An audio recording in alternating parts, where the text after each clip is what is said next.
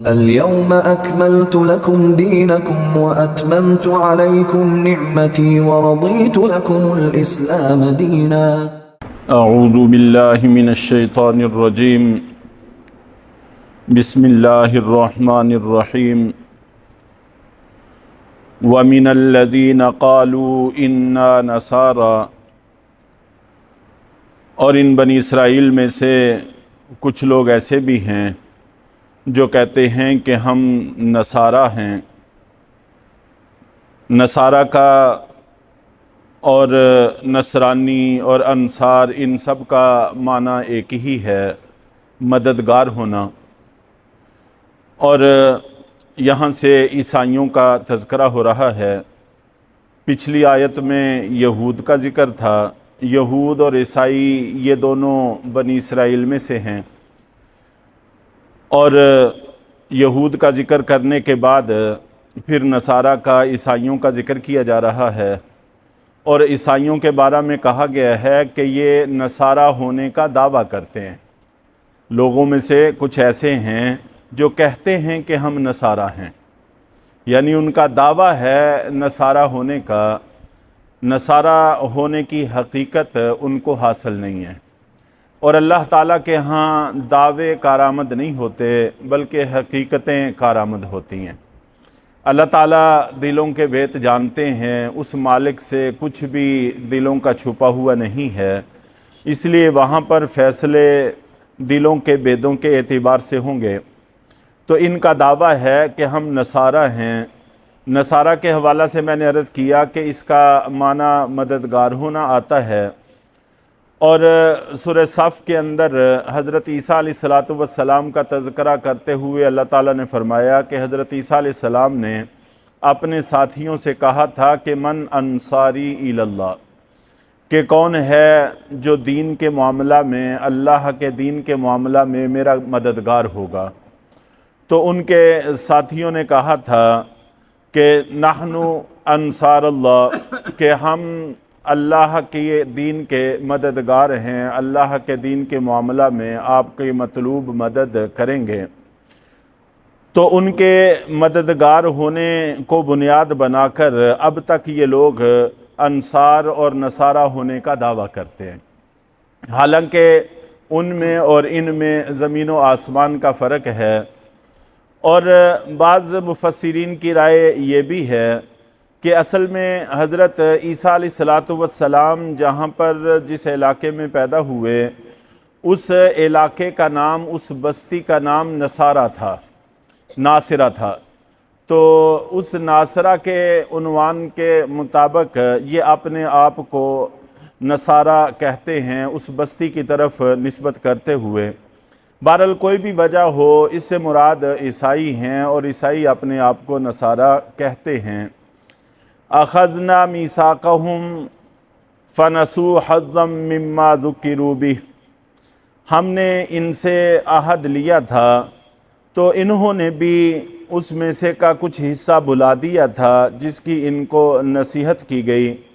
گزشتہ درس میں بھی یہ بات عرض کی گئی تھی کہ نبی پاک صلی اللہ علیہ وسلم پر ایمان لانے کے حوالے سے ان کو کہا گیا، اور اپنی کتاب میں تحریف نہ کرنے کا ان کو کہا گیا، لیکن انہوں نے ان سب چیزوں کو چھوڑ دیا۔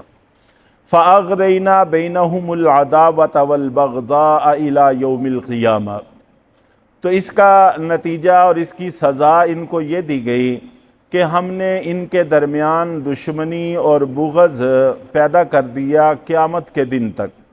ہمیشہ کے لیے ان کے اندر بغض اور عداوت پیدا کر دی۔ چنانچہ عیسائیوں کے اندر مذہبی حوالے سے منافرت بہت زیادہ ہے، اور آج کل جو دیکھا جاتا ہے کہ یہ سارے کافر آپس میں متحد ہیں، تو ان کا متحد ہونا قرآن پاک کی اس آیت کے خلاف نہیں ہے، اس لیے کہ یہاں پر ان کی جس منافرت کا ذکر ہے وہ مذہبی بنیاد پر ہے، اور یہ لوگ مذہب سے بالکل بالا تر ہو گئے ہیں۔ اور محض جیسے ہم قومیت کا تذکرہ کرتے ہیں کہ ہم فلاں قوم سے ہیں، ہم فلاں قوم سے ہیں، تو بس یہ بھی ایک قومیت کے طور پر کہتے ہیں کہ ہم عیسائی ہیں، نصارہ ہیں، وگرنہ اس کی کسی چیز سے بھی نہ آگاہ ہیں، نہ اپنے مذہب پر عمل کرتے ہیں، نہ ہی اس سے ان کا کوئی دور دور کا ناطہ اور تعلق ہے۔ اس حوالے سے یہاں پر مذہبی منافرت کا ذکر ہے، اور جب مذہبی ہی کو چھوڑ دیا تو پھر ظاہر ہے کہ مذہبی منافرت بھی ان کی نہ رہی۔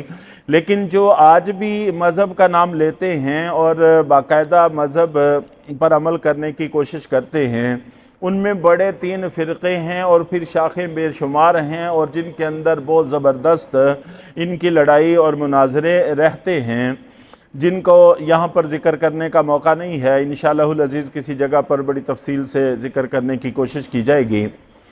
اور پھر یہ کہا گیا ہے کہ یہ عداوت اور بغض قیامت کے دن تک ان میں رہے گا۔ قیامت کے دن سے مراد وہ یوم آخرت نہیں ہے، بلکہ قیامت سے مراد یہاں پر لمبا عرصہ ہے، اور عام طور پر یہ محاورات میں استعمال ہوتا رہتا ہے کہ قیامت تک ہم یہ کام کریں گے، قیامت تک ہم یہ کام کریں گے۔ تو اس سے مراد یہ ہوتا ہے کہ لمبے عرصے تک، اپنی زندگی تک ہم یہ کام کرتے رہیں گے۔ تو مراد اس سے قیامت نہیں ہے بلکہ لمبا عرصہ ہے۔ چنانچہ مفسرین نے ایک واقعہ بھی لکھا ہے، کسی بھی قوم اور زبان کے معاملات کو اور ان کے محاوروں کو سمجھنے کے لیے ان کے اشعار کو بڑی اہمیت حاصل ہوتی ہے۔ چنانچہ اشعار میں سے ایک واقعہ نقل کیا ہے کہ ایک شاعر تھا عبید ابن ابرس، بہت بڑا اپنے وقت کا شاعر تھا، اور نبی پاک صلی اللہ علیہ وسلم سے تقریباً 21 برس پہلے انتقال کر گیا تھا اور دنیا سے چلا گیا تھا۔ اس کی قوم تھی قبیلہ بنو اسد، تو اس وقت عرب کا کوئی بادشاہ اس قبیلے سے ناراض ہو گیا، اور ناراض ہو کر اس نے ان کو قتل کرنے کا حکم دے دیا، قتل عام کا حکم دے دیا کہ ان سب کو قتل کر دو۔ چنانچہ اس شاعر نے اس کے دربار میں کھڑے ہو کر ایک قصیدہ کہا جس میں رحم کی اپیل کی گئی۔ اس میں ایک شعر ہے جو خاص طور پر یہاں پر ذکر کرنے سے متعلق ہے، انت الملیک علیہم، کہ آپ ان کے بادشاہ ہیں، اس لیے بادشاہ ہونے کے ناطے آپ کو چاہیے کہ آپ ان پر رحم کریں۔ وَهُمُ الْعَبِيدُ إِلَى الْقِيَامَةِ، تو یہ لوگ اس کے نتیجے میں قیامت تک تمہارے تابعدار بن کر رہیں گے، حالانکہ قیامت ابھی بھی نہیں آئی اور ان کے نام و نشان بھی مٹ گئے ہیں دنیا سے۔ تو ان کا نام و نشان مٹنے کے بعد اب تو شاید ان کی قبروں کے نشان بھی مٹ گئے ہوں، اور ان کے نام تک سے لوگ واقف نہ رہے ہوں کہ وہ کون لوگ تھے۔ تو یہاں پر بھی قیامت کے دن تک کا معنی یہ ہے کہ ایک لمبا عرصہ اپنی پوری زندگی تمہارے تابعدار بن کر رہیں گے۔ تو یہاں پر بھی یہی بات ہے کہ یہ جو کہا گیا ہے کہ عداوت اور بغض قیامت تک باقی رہے گا، اس کا یہ مطلب نہیں ہے کہ واقعی قیامت تک رہے گا، اس لیے کہ حضرت عیسیٰ علیہ السلام کے آنے پر ان کو ویسے ہی مٹا دیا جائے گا۔ یہ قیامت تک باقی ہی نہیں رہیں گے کہ قیامت تک ان کی عداوت چلے، جب یہی نہیں رہیں گے تو ان کی عداوت بھی کیسے رہے گی۔ وَسَوْفَ يُنَبِّئُهُمُ اللَّهُ بِمَا كَانُوا يَصْنَعُونَ، اور ان قریب اللہ تعالیٰ ان کو متنبع کر دیں گے ان تمام کاموں پر جو یہ لوگ کیا کرتے تھے۔ مفسرین نے یہاں پر اس بات کا بھی ذکر کیا ہے کہ یہ جو تمام تر خرابیاں بنی اسرائیل کی دہرائی گئی ہیں، چاہے وہ یہود میں ہوں چاہے وہ عیسائیوں میں ہوں، آج مسلمانوں میں بھی وہ ساری کی ساری برائیاں دھر آئی ہیں، اور مسلمانوں میں بھی اس کی کوئی کمی نہیں رہی۔ انشاءاللہ العزیز کل کے درس میں کچھ اس کا تذکرہ کر کے پھر آگے چلیں گے۔ اللہ تعالی ہم سب کو صحیح راہ پر چلنے کی توفیق عطا فرمائے۔